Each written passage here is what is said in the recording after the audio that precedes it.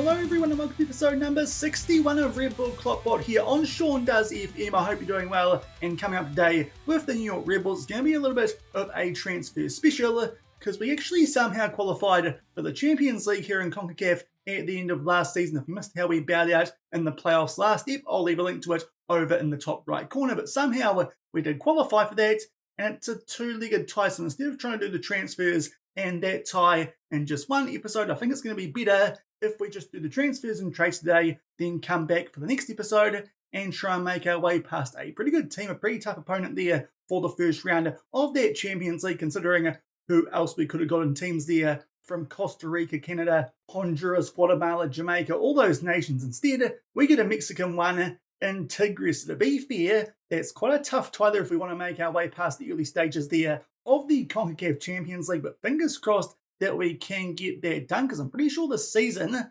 might be our last one here of this safe, considering the rumours around of when the FM24 advanced access might drop. At the stage this video comes out, that might have been confirmed when the gameplay reveal did happen. Fingers crossed that already came out. If it hasn't, it sounds like the game might be coming out early to mid-March, to maybe a late February advanced access that does get released. Hopefully that is the case anyway, but seeing as February is a short month, and seeing as we have actually qualified for the Champions League, we may as well make this last season of the save and try and do it in just the one go, and hopefully we'll have a good squad to try and contend in this competition if we can get our way past Tigres, because as I said, that's a blooming good team to get that early in that competition. But we are of course coming into this off the back of being knocked out in the first round of the playoffs back in the Eastern Conference by the Columbus Crew. They did us again in a penalty shootout, so it does mean you guys don't know yet who picked up that MLS Cup, so we'll just go back here and figure out who actually did win that. We'll go over to the Supporters Shield. I'm pretty sure if we go back to the history and past winners, fingers crossed that this works. It doesn't, but you can see there, Philadelphia Union, they made their way through the final. Of course, the top seed from our conference took on the top seed there from the Western Real Salt Lake. And as we somewhat expected, given how we did against those teams from the West during the course of our first season here, wiped the floor with them 5-2 in that final. So the Philadelphia Union are the champions of the MLS Cup, as well, of course, as picking up the Eastern Conference. Let's go back and see what happened to the Columbus Crew once they did knock us out. If we go back here and click on, instead of MLS, that's what we need to do here, the Eastern Conference, we can click here on 2028 and make our way there to the first round. There you can see other teams who made their way through who weren't us. So the Philadelphia Union, they made their way through off the back of a game-free. Atlanta and DC United, of course, they went through off the back of 2 straight wins. If you're wondering, here's what happened over in the Western Conference. Real Salt Lake, Dallas, Seattle Sounders, and Minnesota made their way through. In terms of the semis in the West, it was Real Salt Lake with a comfy win there over Minnesota, and to be fair, Seattle also quite comfy over FC Dallas. From the stage forward, it was just one-off games. So kind of interesting. You have a best-of-3 series, then a one-off game, but Real Salt Lake set themselves up there to host Seattle in the final of the Western Conference. In the East, if we go over to those semi-finals, Philadelphia, very comfy 4-0 there over DC United and Columbus. They beat Atlanta 3-1. So to be fair, did lose out there to the team that did make the final in the Eastern Conference. Quite a tight game, but Philadelphia did win that 1-0. And in the West, obviously you know that Real Salt Lake picked that up. But again, it was quite a tight game, 2-1, before they got thumped there by Philadelphia in that MLS Cup. But I'm pretty sure if we go back to the Supporters Shield, that is how we actually made our way into the Champions League. As a quick look at the rules for the competition, one team qualifies for the CONCACAF Champions League second round. That's one step further than what we've made our way to. But of course, just below that,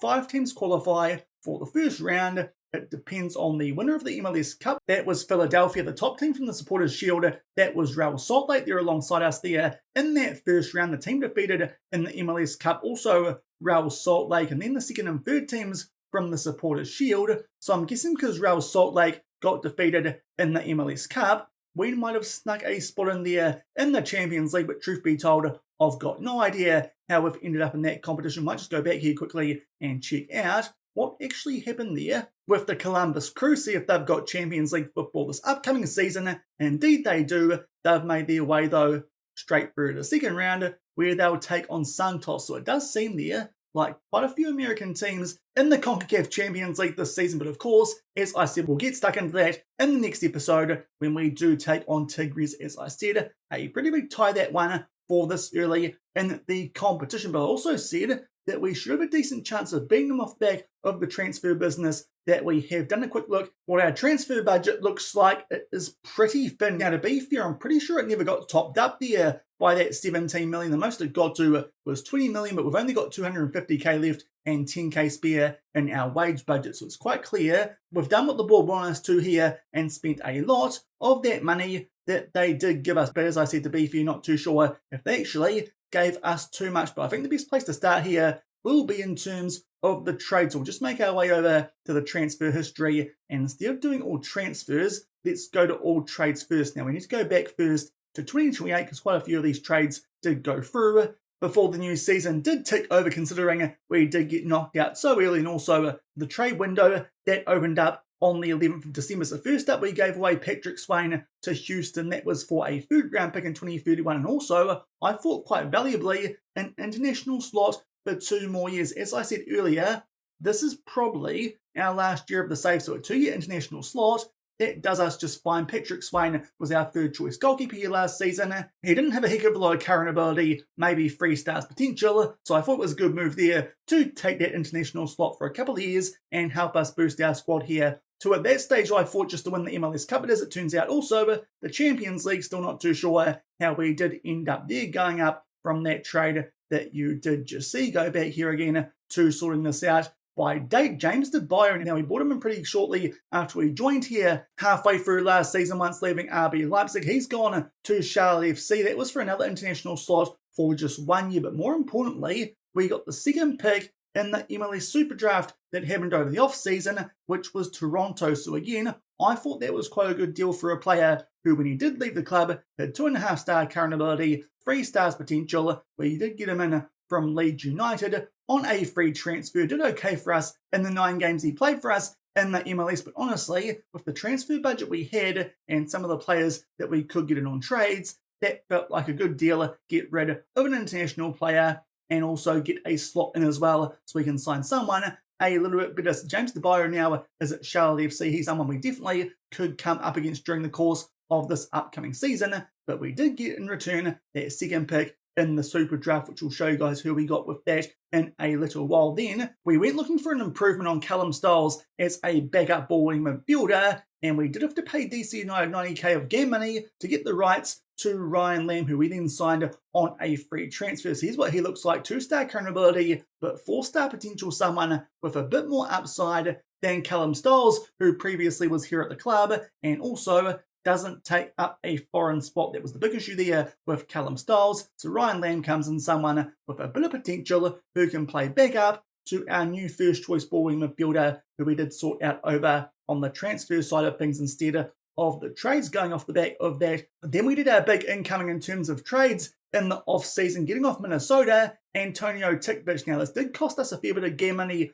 1.1 million, as well as quite a few draft picks. You can see there, we gave away the third round picks in the 2031 Super Draft, but also the 6th pick in the draft that did just happen to be fair. We did, of course, get that one from Toronto, which I felt made up for that, and also still had the 8th and 9th pick from some other teams as well, from some previous trades that we did during the course of that first half season that we did just get through. So that's how we got Antonio Tikvich there from Minnesota, who is a German centre-back, and obviously be using him as a ball-playing defender, really. He's the big replacement coming in for the departing Jelmavink, who went back to RB Leipzig once his loan did end. As you can see, he's a pretty decent player, someone who's a bit of an upgrade on someone like Justin Glad, and he looked quite decent, quite tall, good jumping reach. If we put him and more out there, we could be absolutely lethal from set pieces, but he comes in having spent just the 1 year there at Minnesota, who spent 1.3 million on him. Did a pretty good job there, 4 man of the matches, a 7.03 average rating. Also, I think actually he was up there for the MLS Defender of the Season. So getting him there with that trade from Minnesota did seem like a good bit of business. So there's one of our new starters here at the New York Red Bulls for this upcoming season. Going up from that, I think there was one more trade before we tick over into the new season, and indeed we got rid of our previous third choice striker. He had one really good game for us last season where he got a hat trick, but honestly not much else to be fair. Didn't give him too much of a chance, but Benji Kikanovic went to Cincinnati for another international slot. So a lot more international spots we've got now here at the New York Red Bulls off the back of some of these trades that we have made. No money involved, just that international slot. He goes to Cincinnati. He was an okay striker, still not too sure how he got that hat-trick in that game where he did do so well, 4 goals in 12 games. Obviously, the one he got the hat-trick in was where that man of the match came from, but apart from that game, he was pretty average here before we got here and during the course of that season. So Cincinnati, they can have our third choice striker for that international slot. And going over to the new season, we did one more trade of Rodrigo Muniz. This is probably the biggest of the outs that we did make. Obviously, we brought him in as a first choice striker halfway through last season. He's gone to the San Jose Earthquakes for 1.3 million in game money. So that makes up there for the acquisition of Tigbich. And also, we get a couple of draft picks there in 2031. But to be fair, that won't affect us too much. Mainly that one, the 1.3 million in game money, we were quite happy to get there for Rodrigo Muniz. We did see on our shortlist a couple of better options, a bit younger, and who had a lot more potential. So Rodrigo Muniz off the back of just that one half season, where to be fair, he did a pretty good job, 14 games and 10 goals in the MLS, but he's gone to the San Jose Earthquakes, so we could bring in someone a bit younger and a bit more promising. So those are the trades that we have done during the course of the off-season. Most of them are outs, but we did bring in Ryan Lamb after getting those rights there from DC United, and also Antonio Tigbich, a new first choice centre back there from Minnesota. So a couple of ins, but mostly outs there with those deals that we did during the course of the off-season. It was a long off-season, of course, considering we're now in early February. We got knocked out in early November, but now it's time for us here to go over to the all transfer part and just see here what pops up if some of these transfers did go through last season technically, and indeed they did. So we'll start off here on the outside. First up, Paul Akuku, our previous first choice balling midfielder. As I said, we have improved in that position. We sold him to Shanghai Port for £2.2 million, a decent chunk there of money for a player who, as you can see, 32 years old, not a local, and with only 2.5-star current ability and potential. So I do think that getting 2.2 million for him was a pretty good bit of business. We'll just check how he did here last season. He played 32 games, was okay with a 6.91 average rating, but hopefully we've found someone a fair bit better than that and also make a profit on him after they got him in from Huddersfield for 1.3 million. So Paul Akuku is no longer here. He's over in China there at Shanghai Port, going back and up here to the players that were let go of. Just two others there at the start of 2029. Randall Leal, whose ability was on the decline, pretty similar age there to Akuku, so would have been our third choice there for this season. Did think getting rid of him was a good idea. He's gone to Saprissa for £195,000 back to his home nation there of Costa Rica, a little bit older there than Akuku, and you can see that star rating there. Not a very good player these days, so I thought we'd get rid of him there, the Costa Rican international, cash in on him while we could. You can see they're already actually done quite well for his new club back there in Costa Rica, the second time he has been with those guys. But Randall Leal, we cashed in on him, and to round things off in terms of the outs, we got rid of Adalberto Carrasquilla for 2.9 million over to Shakhtar Donetsk. Now, to be fair, did a pretty good job for us last season and still quite a good player with 3.5-star current ability and potential, but much like the other two that we did sell there, is getting on quite a bit at 31 years old. So despite the fact he's still quite a handy player, if we look at him in that inverted winger role that we do use, he doesn't look quite as good. There's no goal attributes there, just all blues, and most of them are on the low side. So for a good time there to cash in on Adalberto Carrasquilla, get a bit of a younger squad here going at the New York Red Bulls. So those are the players that we sold before the new season did tick over. We'll just pop over here and see what else we did do. A couple of other players that we did get rid of. Wickelman Carmona was out on loan from the club last season. He looked okay, can cover both wings and up front, but honestly, I thought he was a little bit of a waste of a space in our squad. So we've sold him there to Deportivo Táchira in his home nation of Venezuela for £275,000 after they picked him up on a free from Dynamo Margarita over there in Venezuela. Not going to miss him too much considering he's barely played a game since he's been here. And finally, we're able to kind of get rid of Callum Stiles towards the late stages of January,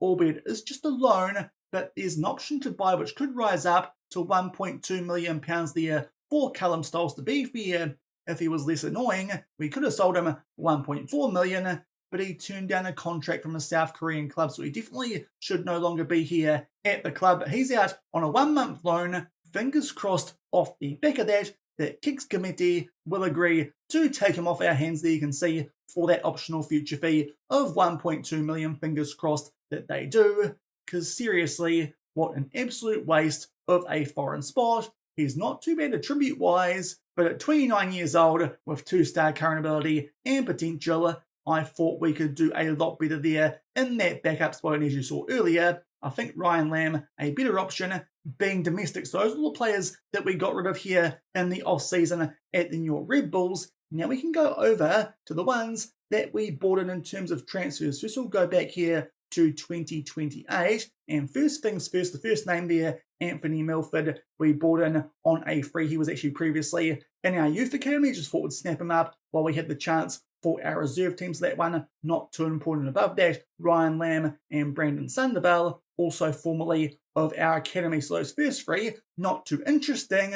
Then things get very, very tasty. We did use a DP spot. There weren't many players who wanted to come here for that DP spot. The only one actually that we could afford, Leroy Sané from Bayern Munich. Obviously, he's getting on a little bit these days at 34 years old, but still looks like a ridiculously good player for the MLS there, with 4-star current ability and potential a bit better than some of those players that we did just let go of there, with some pretty good gold attributes in some key areas, especially in the role we're going to use him in as our first choice advanced playmakers. Leroy Sané comes in from Bayern Munich. His contract was going to expire at the end of this upcoming European season. That's why we got him so cheap there for 900k. He's on a massive wage, but as a DP, only 13k of that does count towards the salary cap. So Leroy Sané comes in as probably one of the higher profile names there in the MLS. In terms of merchandise, we should get about 3.3 million from him each year, which is quite nice. We'll see how long he lasts here though.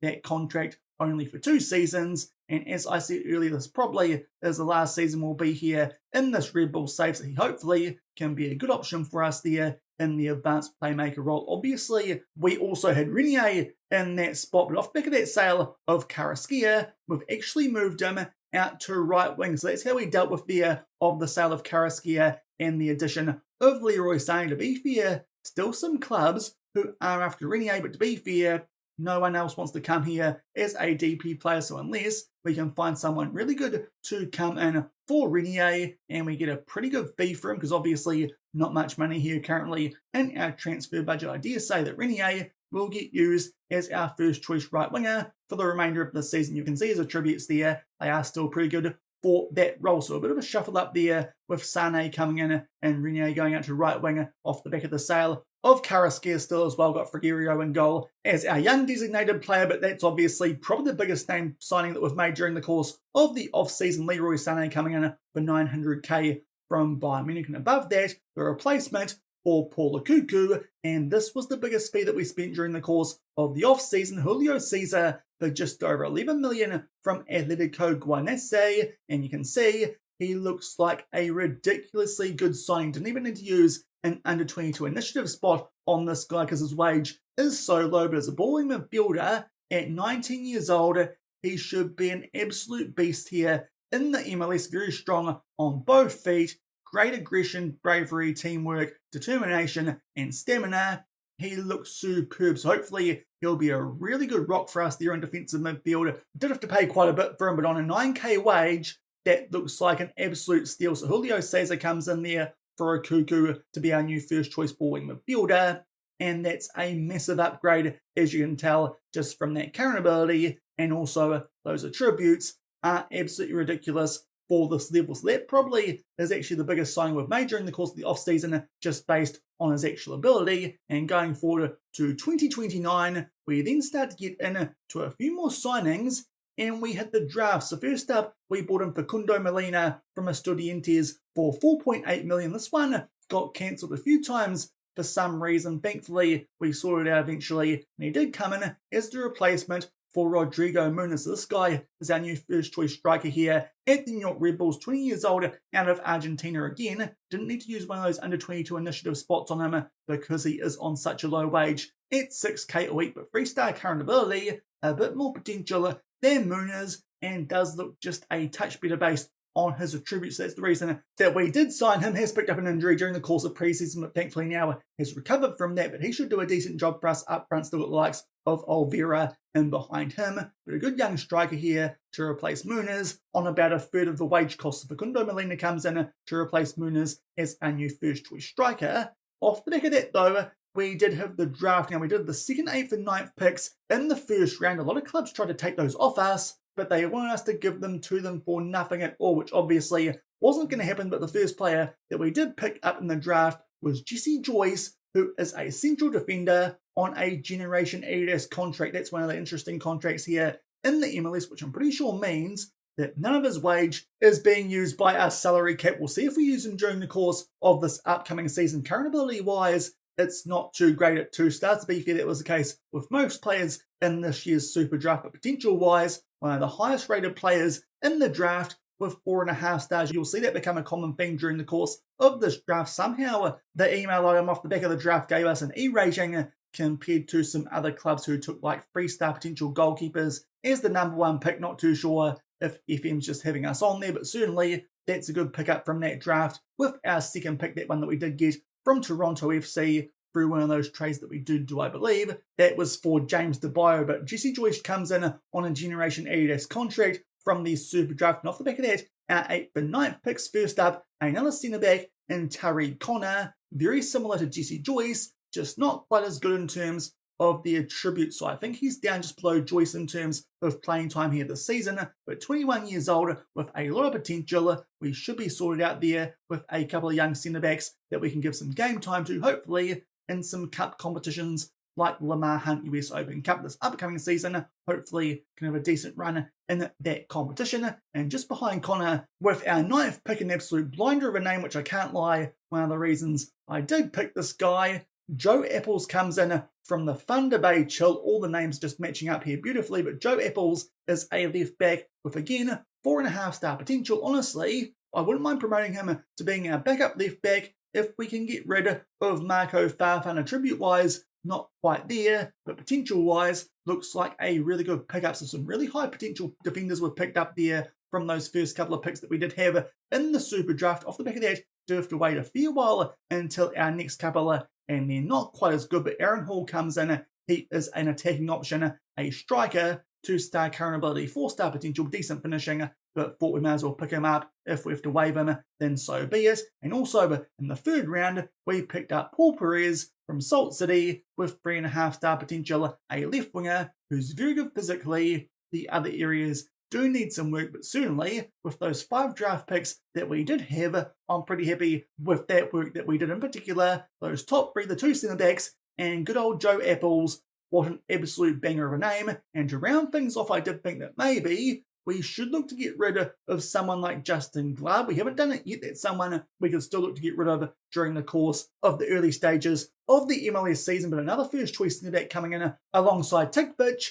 and Wisdom Ami from Sampdoria. $3 million, which to be fair was most of the transfer budget we had available. That's the reason that did go down to only 200k, about 400k once he plays 50 league games, which won't happen during the course of this season. But Wisdom Ami, a 24-year-old Italian, 3.5-star current ability, 4-star potential, certainly. That rounds out our squad nicely in terms of first team options. A pretty well-rounded ball-playing defender that we have picked up there out of Serie A. So that's all the transfer business we've done so far here at the New York Red Bulls, going into our first full season in charge. As I said, probably the last season of this save, unless somehow they've delayed FM25 again, but fingers crossed that's not the case. Hopefully that might have already come out that won't be, and we've seen some gameplay. But I think our squad this season should be a pretty strong one. We'll just go over quickly and show you guys who we're still looking at potentially getting rid of. Marco Farfan is quite handy as he can cover both sides there at the back, but that current ability and potential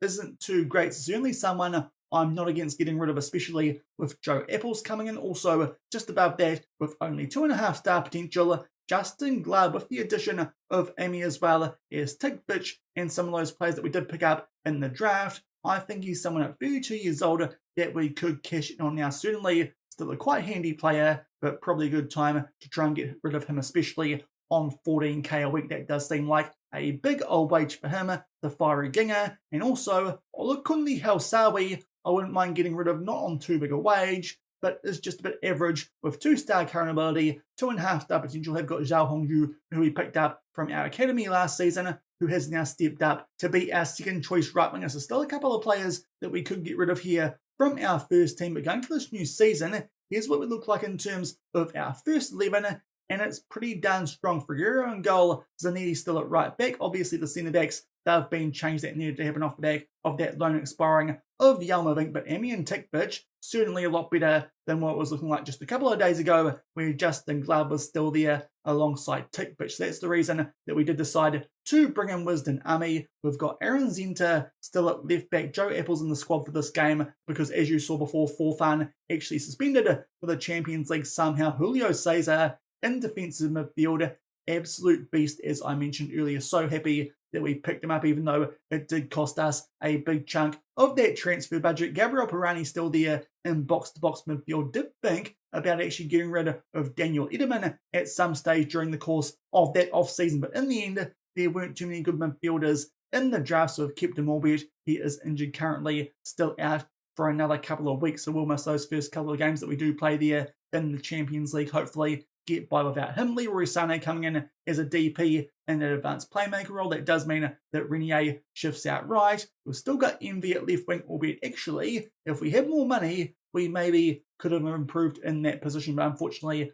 that's not the case. Maybe if that transfer budget actually gets bumped up at some stage, we could look to improve there at left wing with a better foreigner. And as you saw before, Facundo Molina comes in to replace Muniz as our new first choice striker. So I do think we're a lot stronger looking for our first full season here at the New York Red Bulls than we were for that half season that we did have here, and still made our way pretty high up the Supporters' Shield off the back of the rough start that these guys did have. So hopefully can try here and push to win most trophies on offer in this season here at the New York Red Bulls. In terms of the season preview, we are certainly right up there. We are in 5th, so we're expected to be right in the fight, to be for the LA Galaxy, expected to be quite heavy favourites, but we'll see what we can do against those guys and hopefully get the better of some other teams there. To be fair, we do look like one of the higher ranked teams in the Eastern Conference though, so fingers crossed we can at least win the Eastern Conference this season. Hopefully also pick up that Supporters' Shield and do a lot better